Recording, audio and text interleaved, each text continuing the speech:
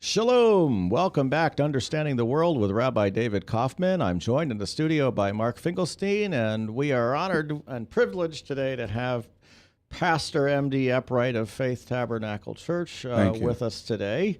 And Pastor Eppright, welcome. Thank you so much. We're glad to be with you today. Been looking forward to this for some time. So tell us a little bit about yourself. A native of Iowa, raised in West Des Moines, attended Valley High School, played a little football, went on to Ellsworth Junior College, went to Drake University with a degree in education, was 27 years taught in Des Moines Public School System, pastored Faith Tabernacle. What did you teach? I taught fourth grade, all the disciplines in fourth grade. Enjoyed it very much. Great. Now tell us a little bit about Faith Tabernacle. First of all, where is it located? It's located 131 9th Street in West Des Moines, in the Valley Junction area. The church has been there for a number of years. The flood in '93 destroyed the church, and we had to build the church from the ground up. And thanks to a lot of people with good hearts and compassion and love towards the church, we were able to rebuild the church within a year's time. Now, I know I wasn't there. I wasn't in Des Moines then, but I know that my congregation was involved in helping with the rebuilding efforts. Rabbi Fink and Alan Perlman, and I think a few others. And that is correct. Temple B'nai Jeshurun reached out to our congregation under the leadership of Rabbi Fink, and they contacted us and said we wanted to do something in rebuilding the new church. And so what they decided to do was to purchase a conference room furniture for us in our conference room. And they did that. And we established a friendship and a relationship that's been lasting. And we certainly have enjoyed the fellowship and the relationships that we had with Temple B'nai Jeshurun. They've been great. Pastor, tell us about your denomination.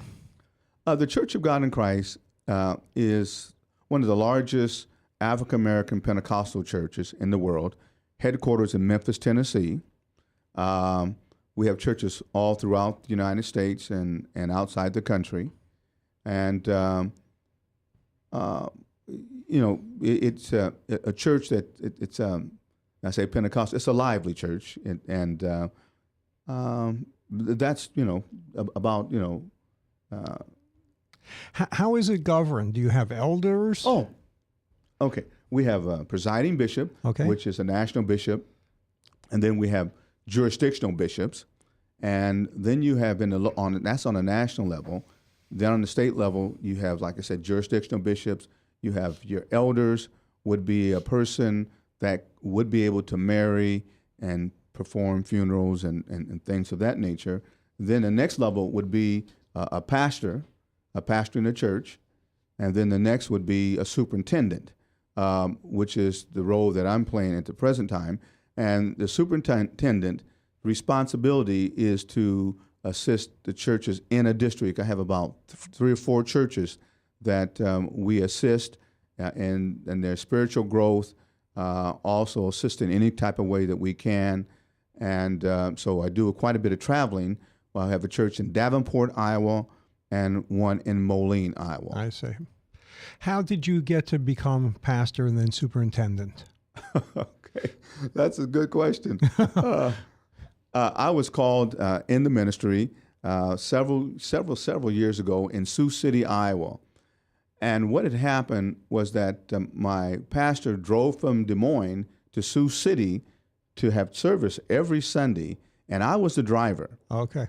And I was a younger man at the time, and the Lord spoke to my heart in prayer that he wanted me to preach the gospel. And it came on this sort. There was a gentleman in the city by the name of Hartgraves, and he was dying of stomach cancer. And they had his family come in and said he only has a few days to live. And that same day, the Lord told me that I want you to preach, and Hargraves is going to live. And this was a great shock to me. I didn't know what to do. Here I got to announce to the congregation, one, that God has called me to the ministry, two, that Hargraves is going to live when the doctors say he's going to die. So I did. My pastor and I went to the hospital after church, and this man was in a coma. And he had a surgical cloth across the stomach where he had stomach cancer, and it wouldn't heal up. At that very moment, when we stepped in the room, he came out of the coma. He recognized us. He acknowledged us. And my pastor said, do you want to let Christ be your personal Savior? And he said, yes, I do. And we prayed with him. We went back to Des Moines that Sunday evening. On Tuesday, we received a phone call saying that his skin is healing back up again. And that man lived 10 to 15 years after that. Now, here's the key. I said to myself, Lord, you said he's going to live. If this man lives, then I believe that you have called me into the ministry. And if he passes, then I just had probably a bad dream or something, you know. And it came to life, and he was not a member of anybody's church at that time and did become the member of one of the churches there in Sioux City. Wonderful story. Yes, now, Pastor, recently you hosted a Stand with Israel program at your church. Yes, we did. That was an honor for me, and let me say this. It taken about 20 years for this to happen. 20-some years ago, I had a desire, God dropped in my heart to do something like this. Didn't know how to do it, didn't know when to do it, and just had the burning to do it. And 20 years later, we had the opportunity, and what a privilege it was to, through Christians United for Israel. It was sponsored through them, and we came in contact with them, and they said, we would like for you to host it at your church, and I wanted to do that. And I said, I've been wanting to do this for 20-some years. And so we had a service to let Israel and the Jewish people know that as a Christian pastor that we stand with Israel because it is the right thing to do. That was a very warm and loving gesture, and having been there, I certainly appreciate it and your friendship. Well, thank you so much. And it was my honor. And you were just in Israel. So tell us a little bit about your trip. This trip, again, is one of those. See, the Lord has been doing things in my life for 20-some years or more. And let me just say this before I lay the foundation for what I want to say here. I had some significant experiences with my Jewish brothers and sisters and being in Des Moines here. Some were just out of interest and curiosity, not knowing the Jewish faith at all, had friends that were Jewish. And so I came in contact with the late Peter Pentis, who was a Holocaust survivor. And Peter came to one of the classes that I taught at Upper Iowa University, Diverse Cultures in America. And he taught that class, and he was, I mean, the class was just really touched and blessed through him being there. And I said that he was living history that we had at this time. And we developed a good friendship and relationship, and that's about relationship building. And Peter and I became good friends. And out of that, Peter and his wife, Eva, invited my family to their home for dinner. It was a great experience. Tablecloths, white tablecloths, formal. It was very, very, very nice. And that's my first experience, Mark, with matzo ball soup. And it was great. It was the soup that did it. The soup that did it. I was in love with the soup. And after that experience, every time they had a festival, food festival, I made sure that I would stop by and at least get a plate to go. That was one of the experiences that was significant to me. Third weekend in May. I'll be there. Food fair, the I'll Jewish be there. food fair. I will be there.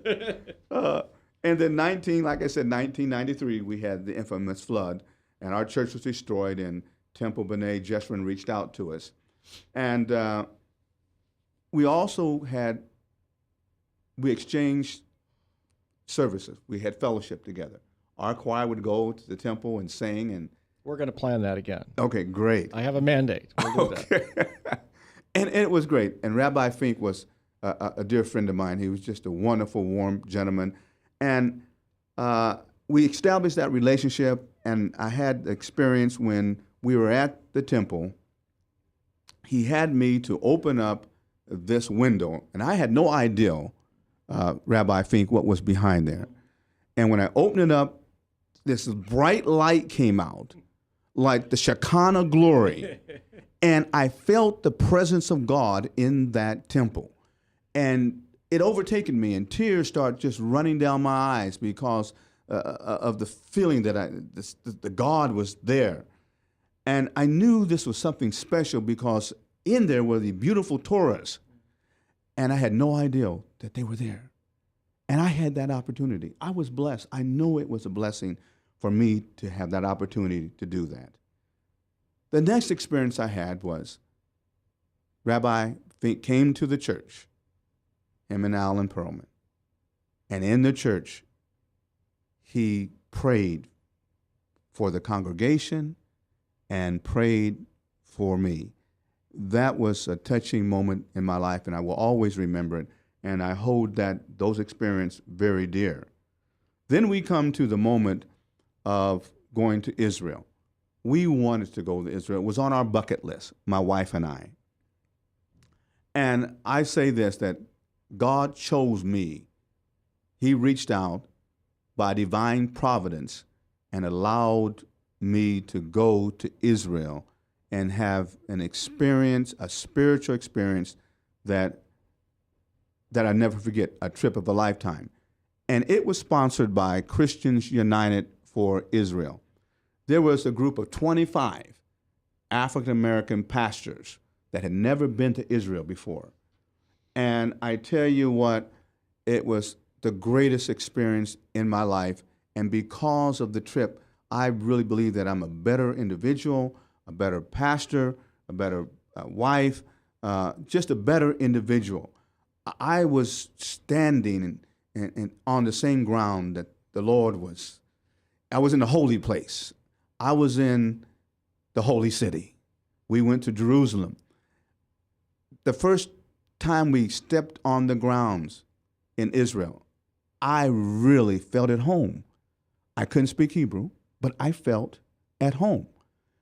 And so the first day in the trip, it was awesome. I mean, and we go back to our room and we compare notes. How can this get any better? The next day, and every day for the 5 days that we were there, it was just a total blessing and a spiritual experience for every one of the 25 men that were there. So you think you'll get there again? Well, I'm glad you asked that question. My wife and I last year celebrated 40 years of marriage. Mazel tov. And she's wanted to go to Israel also. It's been her bucket list. And I had such a great experience. I just had to share it with her. So our 40th year anniversary, we're going to celebrate a trip to Israel. We plan to leave March 17th, and we're going with a group of other pastors, well, with churches this time, church members and some pastors that went last time. And it was just great. So yes, we are going back again. For this time, instead of 5 days, it's going to be 10 days. Good for you. That's a good trip. So tell us a little bit about why African American Christians are interested in Israel. Why is this on an interest? Well, it always has. It's been upbringing in our church that Jews are God's chosen people, and as being that, a lot of us have not had the opportunity to really go to Israel, go to Jerusalem, the things that we read about and hear about, and really connect with our Jewish brothers and sisters.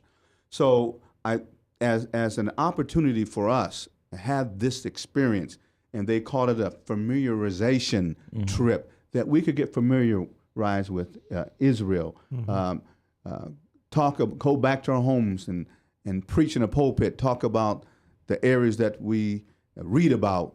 We've been there. It was surreal. It really was surreal. 2,000 years later, some of the same bricks are still standing, the same places we read about. I mean, we're going to those places. The Sea of Galilee, You got to tell us about your experience at the Sea of Galilee and the Jordan River. Oh, the Sea of Galilee was it was an awesome experience. I have to laugh because some of my friends, they were joshing me about it. But we went from one end to the other end. We was on this boat, 25 of us pastors there. And they said, this is, we're on the Sea of Galilee. This is where the Lord bidded Peter to come and walk on the water. And he said, Eppright, you need to go out there and walk on the water. You did, right? You walked on the water. Yeah.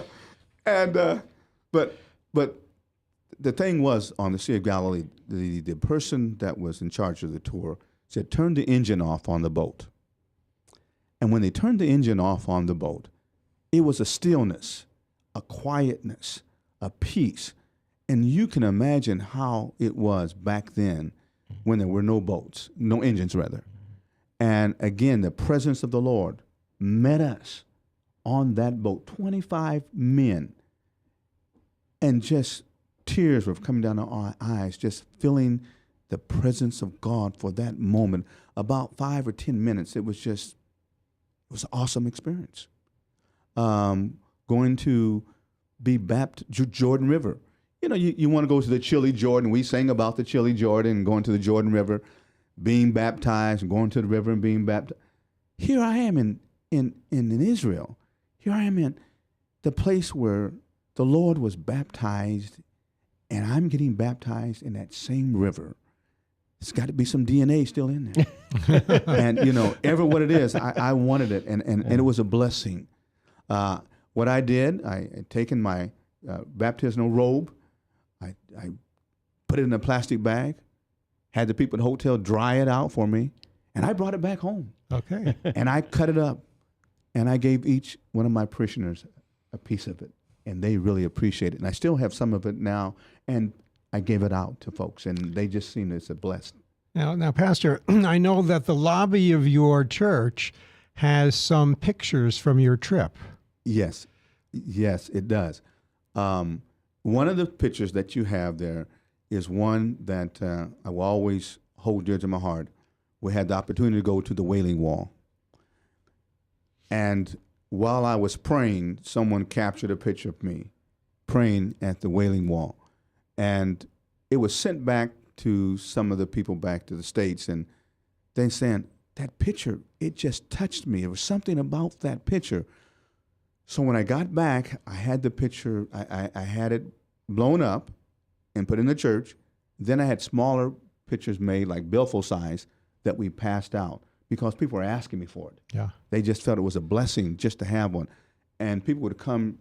I had a gentleman that was working on our furnaces, and he saw the picture, and it touched him.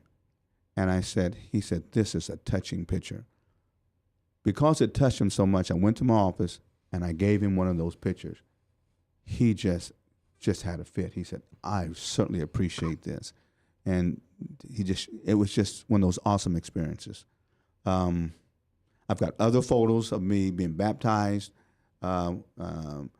riding a camel, just a number of things. Standing, I think, with some Israeli soldiers. We had the opportunity to go to the border, I believe, of Lebanon and the Golan Heights. Right. Well, these young men, were serving their country, and women, and we taken some shirts, some gifts for them, and let them know that we're in support of what they were doing. They were so appreciative of that. So that was the type of experience we had. I think that the highlight of probably my trip was several of them. They all were highlights, but every day it was just greater and greater. But we went to the upper room where Jesus was with his disciples. And again, we had an awesome spiritual experience. Here again, there was a gentleman with our group. His son was having an operation, and we prayed. And while we were praying, there were other people coming through. I mean, just a diverse group of people. And we start praying, and people felt the presence of the Lord in that place. Literally, Rabbi and Mark, there wasn't a dry eye in that place. Everyone was teary-eyed and crying because of the presence of the Lord being in that upper room. It was just spiritually just rejuvenating, and I'll never forget it. Pastor, did you have any opportunity to speak with any of the Ethiopian Jewish people? No, I did not. Okay, maybe this time you'll strike up a conversation to see how their personal journey brought them back to Israel. Right. We did witness an Ethiopian woman who was in the service, which that was different for me. Mm-hmm. And then we went to the Jewish Holocaust Museum, which was also touching, just to see the history still there, what had transpired, what had taken place. And, the African American people and the Jewish people have a kinship there. We both were in slavery, and so we understand and know what it feels like to be enslaved and how to be just put in a bad situation just because of who we are. Yeah. Pastor, did they happen to feed you while you were in Israel? The food was great. It was great. Lamb and just the food was great. Okay. Yes, they fed us well. Okay, just wanted to know. Now, I'm going to share this with you about Sabbath. Okay. I think it was on a Friday. Is that Sabbath Friday? Shabbat, yeah. Shabbat Friday. Yeah. We was in a hotel, and I mean, here's all these people there. They don't do anything, on Sabbath. Not even pushing a button on the elevator. That's right. And the elevator stopped at every floor. Yeah, this is a Sabbath elevator. It will stop at every floor. I said, oh. And so I was talking with my Jewish brothers, and I asked him about some directions how to get to one of the stores. And I said, could you write that down for me? He said, no, can't do that. I said, okay. I didn't understand. I know what the answer is. The answer is Yashar, Yashar, Yashar. The Israeli, you go straight. Right. You go straight. That's the way they give directions. Right. So you didn't need to write it down. That's the way it was. Right. Now, when I go back this time, I'm going to make purposely go down. I didn't have the opportunity to go downtown per se. Sure. And do a little shopping. We shopped in the little malls, the places they stopped at. But I want to go downtown. I can tell you some of the secret places to go shop. Yes. Okay. There's some really good places to go shop. Okay. So what are some of the things your church specializes in? What programs do you do? Well, you mean the media church? Your church. Local church? Okay. Yeah. Yes. We do a number of things. We have a mission that my wife is kind of oversees. We have a mission director. We have a food pantry at our church and providing food, and there are a lot of needs out there. And you're seeing more. We are seeing a lot of single men raising their families and needing food, and because of just the money doesn't just extend to the time they need, and so we provide food. We provide clothing. During Christmas time, my wife has a Christmas tree set up, and people bring blankets. We bring mittens and gloves, and the mittens and gloves are given to the children, and the blankets we take out and give to those people that are homeless, and we go to the homeless shelter and pass those out.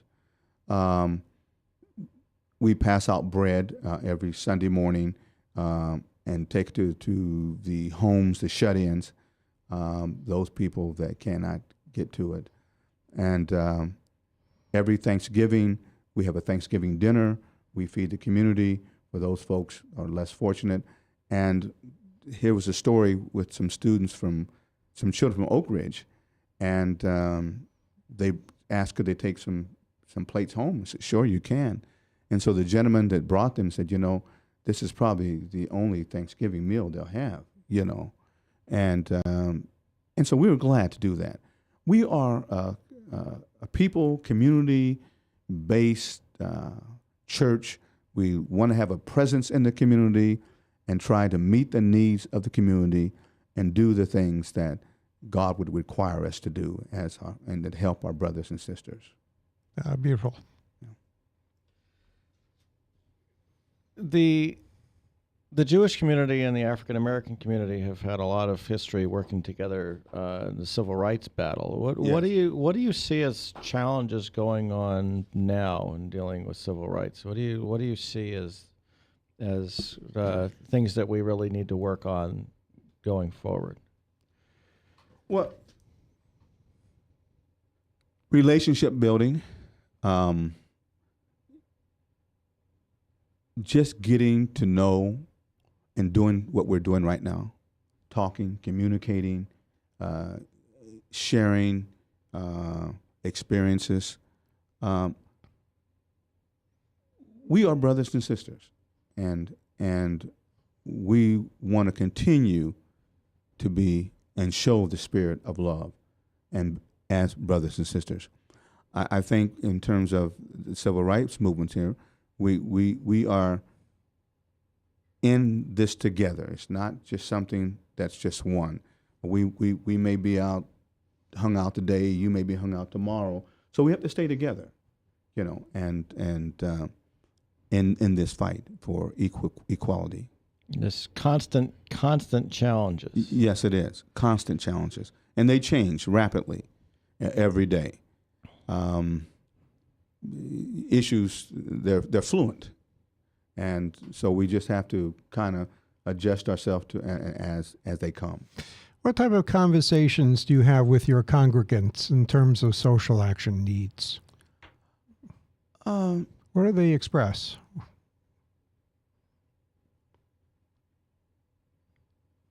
Well, in social action needs, what we try to do is really be a presence in the community. Our church per se, we're not out front like some of the other churches are, not protesting, but leading the front or so. But we are praying.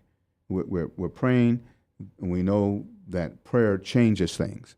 And so we're probably more of, when you talk about social changes, and we pray that God will change situations, and He has done that, and He will continue to do it. So I guess if you want to say our strong point, we are people of faith. We are people of prayer, and there's nothing too hard for God. And clearly, hunger is one of the issues you work on. You have a food pantry at your church. That is hunger is one of those issues, absolutely. And we all work on. How do you manage your food pantry? What is it like? It's open to anyone, especially on Tuesday nights. Prayer is held at the church every day at 6 o'clock, and the pantry is open every day from 6 o'clock to 7. Now, people come in. We're not a grocery store. We tell them that. We try to provide certain items for them, cereal for their children, rice, bread, meats that we have, and try to at least give them a meal that they can take home and cook for their family. We don't turn anyone away. Where does the food come from? We purchase it from the food bank. Oh, from the food bank. Mm-hmm. We purchase at a discount, from rate. DMARC, right? From DMARC. Well, this one is not DMARC. It's what? It may be affiliated. Yes, it may be affiliated, but it's called a food bank on the east side. Okay. On Delaware somewhere. They got a place, and Okay. My wife orders online and says what's available, and we get that. And is there a room set aside at the church? Yes, we do have a pantry. A room set aside. Yeah. At that, and then also, in terms of, we do a lot of visitations in the hospitals and the care facilities. My wife, in fact, this is her day. She called me and said she's delivering flowers to some of the seniors there. So we make our rounds to the hospital and the shut-in. Now, do you have both a brotherhood and a sisterhood? Or what type of committee structure do you have? So, for instance, how does your wife get involved? Through what facility? She just She's shows basically up. co-pastor, isn't she? Isn't she kind of co-pastor? Her pictures on the page. Right. I had to do that. I had to put a picture on there. She's got authority, Mark. Okay. Yeah. She's a missionary. Yes.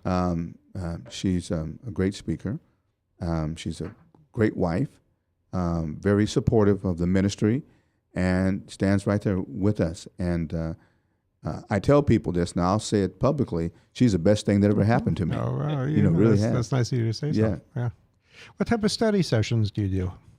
We have, on Tuesday night, we have prayer and Bible band.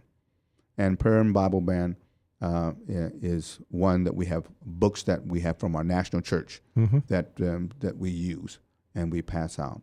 Then we have Sunday school books that we have. Now, what is the Bible band part? It's the Bible, and is there a band involved in Bible band? There's no band. They just call it the Bible band, or some people would call it Bible study. It's not the rock band. No, it's not the rock band. Okay. It's not the Jive 5 or something. something. Thank you. But it's the name is just called the Bible band. Okay. But it's the Bible study. Do you have a children's school? No, we don't. Our space is not won't provide us to do that. But we love to have something, a daycare for our children and a school. But we don't have anything like that at the present time. Now, I obviously Israel advocacy is part of what you do. How does that play into what happens at your church? How do you refer to Israel, bring Israel stuff into what you do regularly at church, as opposed to special events like Stand With Israel? Do you talk about Israel in sermons and things, or? No, not in sermons. I haven't talked about it in Israel sermons as of yet. We talk about my experiences in Israel as relate to the Jewish people and their cause. We have a prayer shawl that we have in my pulpit that they know where we stand, and we do that. What does that mean? What the prayer shawl? Yeah. It's just to us. It means that we are covering ourselves, and the presence of God will be upon our prayers that we give up to Him. Now that's what we do. We believe in, and we put it on, and we pray, and we ask for divine guidance and direction in our life, and lead us and guide us in what we should do and how we should do things, because we can't do anything without Him. So, and people, is symbolic more than anything, I think, for us. Is it a special prayer shawl, like a talit from Israel, or what is it? Oh, yes, it's from Israel. Okay. Yes, it is, Rabbi. We ordered it from Israel. In fact, my goal this year when I go is to bring several prayer shawls back with me. A really big one, or this one's just a small one, just wrap around your. Yeah.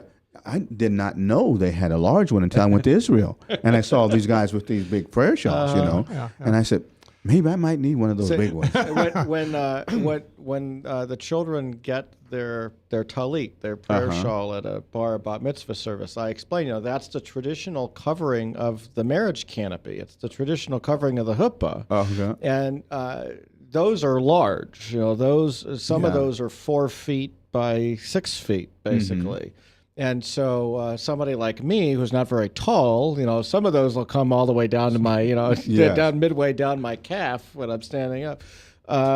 But that's what they're designed for. You know, they can be used as the covering for the marriage canopy, not just something. And then there's things called an atara, which is really more what you put around a rope. You know, those are just the little small ones. The little small ones. So they're different kinds. But that's the idea. We had the one that wraps around your neck and around your shoulder, your arms or so. Yeah. It wasn't a large one, but I saw that in Israel, and the first time me seeing a large one, and I said. And there's some really neat ones out there. Oh, yeah. Yes. Well, I have to have one. I have to have one. And that I have to have, and I'm going to bring back some prayer shawls for folks and as gifts. And what else did I say I want to bring back? All sorts of things. I might want to get a ram's horn, shofar. That's right. Yeah, the shofar. Not a real long one, maybe a medium-sized one. Well, the smaller ones are easier to sound than the large ones usually. Oh, okay. Okay. I just want to. I got a ram horn on my desk, like that, little small one. Yeah. It won't make any noise. Well, you're talking to a trumpet player over here, so I know. Mark knows how to sound it. I heard him in Moline. When they had the Java Jews. Java Jews, that's correct. Yes. We had a great time there. It was great. Thank you, sir. They did a wonderful job. Thank you. And we enjoyed that service. It was a great service. Had about 2,000 folks or more there. It was. Yeah, they've been doing a night to honor Israel for 10 years, and they have wonderful participation not only with the ministers but the rabbis. The rabbis are up on stage and they're blowing shofars with everybody, and we had the consul general there this year, who just came to visit us as well. Well, I would hope, it would be my prayer anyway, that maybe we could be a catalyst or a facilitator of doing, standing with Israel, maybe a couple of those before we can move that level.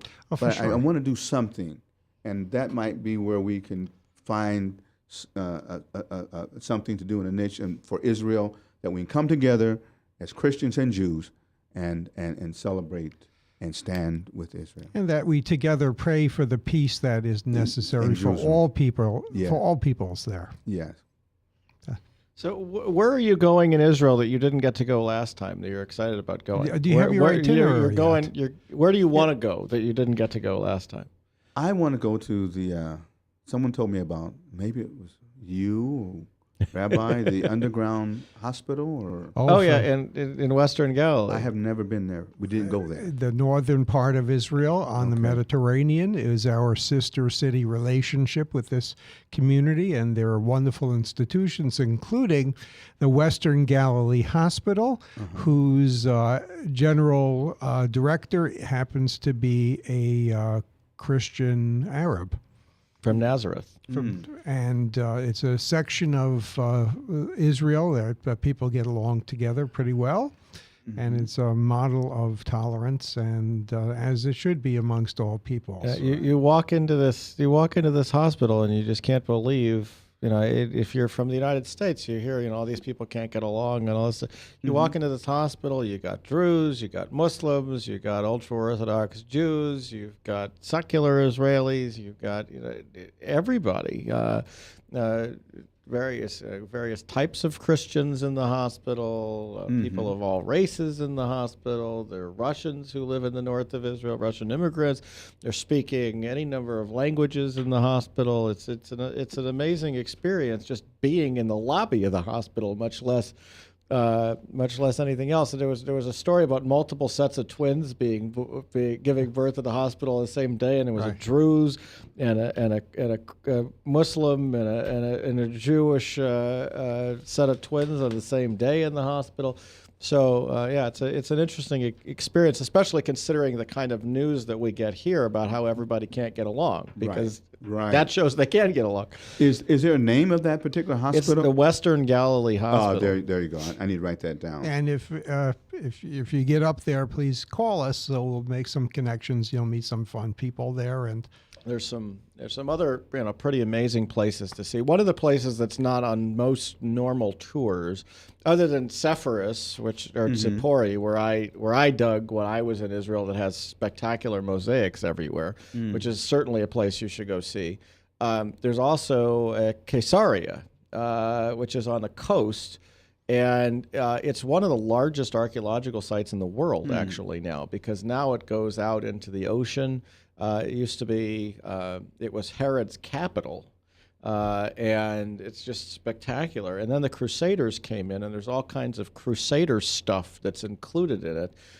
There's a Crusader kind of, there's not really a full castle, but there's some Crusader ruins there. And it's interesting, they just took the archaeological remnants at the site and used them to build buildings. So you see Roman marble things, and you see any number of other kinds of architectural pieces that are just piled up in a building together with mortar. It's pretty odd when you look at the history, and you realize that these people just used whatever they had there, and they were sitting on even in the 11th century, 12th century, they're sitting on 2,000 years of history at the site. Now, did you get to Masada last time, Pastor? Went to Masada. How was that? Oh, it was just breathtaking. The site in itself, and the history behind that. Yes. Excuse me. Oh, we got the fan blowing in here. Yeah. Turn the fan away from you Yeah, here. and so taking a tram up to the Masada. Right. You didn't feel like running up the side of the mountain, did you? No. Probably didn't have time either on a 5-day trip. Well, there were people that were walking on the side of the mountain. And they were telling us that the sure-footed animal was a donkey, and they would ride that up, And there were some people that walk it, and oh yeah, you can walk it. There are people who run it. I know there are some people who are athletic can actually just run right up, and it's it's a pretty good climb. That particular site, just like every other archaeological sites, improves every time you go back. The top of Masada gets clearer and clearer in terms of putting things together, explaining what was what. The museum on the bottom, if you go again, is worth seeing. Some of the Israeli museums as a whole are high-tech museums. Oh, yeah. In other words, you have some very low-tech museums like the Rockefeller Museum, where you have the artifacts are sitting in front of you without any enclosures. And then your typical museums, but the high-tech museums have moving parts and displays in it. Did you get to the city of David? Did you go through the city of David? Yes, King David's, city of David we went, yes. Down the hill from the Temple Mount. I think we said on here. There's one of the things that's happened in the last few years particularly is there's so much archaeology in Jerusalem is going on, and so many different things have been found just in the last few years that if you haven't been, a lot of the stuff ends up in the Israel Museum. But the archaeology, particularly just around the Temple Mount itself, on the south side particularly, and then down the hill into the city of David, there's so many new discoveries. Yes, it's remarkable. Each year, it's unbelievable. And if you have a chance, I certainly recommend spending a couple of hours in the Israel Museum. You see not only art and artifacts and costumery, but archaeology going back as far as possible. It's fantastic. It's a textbook of human development, basically. Absolutely. Well, Pastor, is there anything else that you'd like to add into what we've talked about that we've left out? No, I certainly want to thank you, Rabbi Fink and Rabbi Kaufman, and Mark also for inviting me to come and be a part of this experience. Again, this is an experience that I cherish. Again, and thank you. And may God bless both of you. Well, you're a wonderful welcome. Person, and we love to be with you. You're welcome. Absolutely. And this coming weekend, I will be in Washington, D.C. for the APAC Policy Conference. And so next week, when we get back, and Mark will be with me, and when we get back, we'll be talking about what happened at the APAC Policy Conference next Thursday. That'll be the show. With usually something like 15,000 other people. Yeah, and I'm sure it's going to be a pretty amazing conference. Not only is Prime Minister Benjamin Netanyahu coming to speak, Secretary of State Kerry is going to speak. So we will kind of get as much of an update on the peace process as there could possibly be. and many other wonderful things we'll hear over the course of the weekend and the beginning of next week. And so we will be back with you on Understanding the World next Thursday. We look forward to it, and I hope you have a wonderful weekend. Get away from us, you mean old credit card. We don't have any more money. We're in trouble now. Save us! Help! Somebody save us! Somebody help! Help! Save us!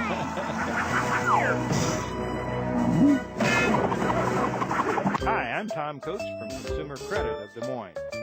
If your credit card's a little too animated, give us a call.